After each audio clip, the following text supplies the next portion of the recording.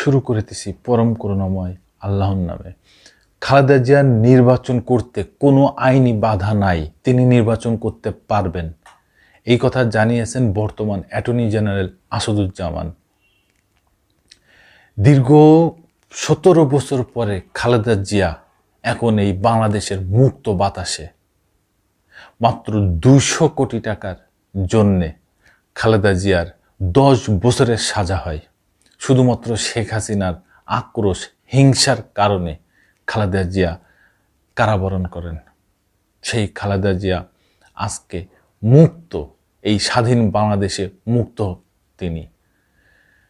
খালেদা জিয়ার যেই 200 কোটি টাকার মামলা, সেই অ্যাকাউন্টে এখন সুদে আসলে 6 কোটি টাকা, 600 কোটি টাকা, 600 কোটি টাকা, এই কথা জানিয়েছেন আইন বিচার ও সংসদ বিষয়ক উপদেষ্টা আসিফ নজরুল।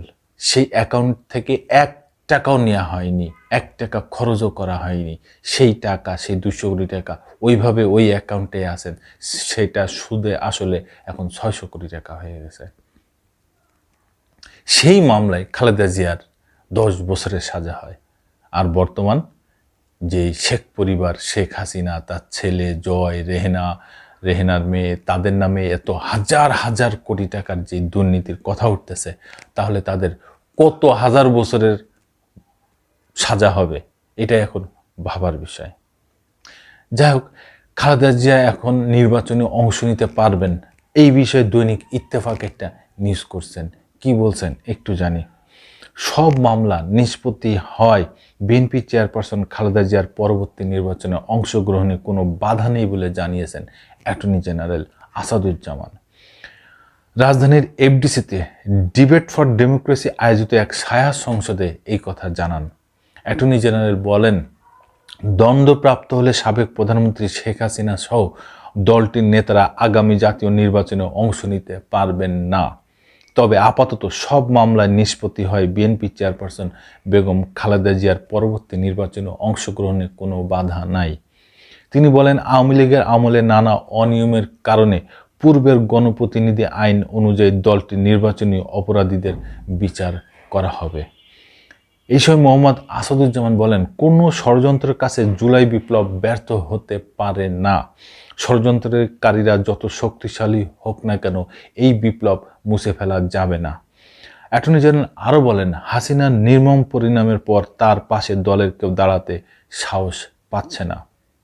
যারা নির্বাচন ব্যবস্থাকে ধ্বংস করেছিল, সংবিধান কেটে ছিঁড়ে মানুষের অধিকার ভুলুণ্ঠিত করেছিল, তারা ইতিহাসের খলনায়ক হিসাবে চিহ্নিত হয়েছে।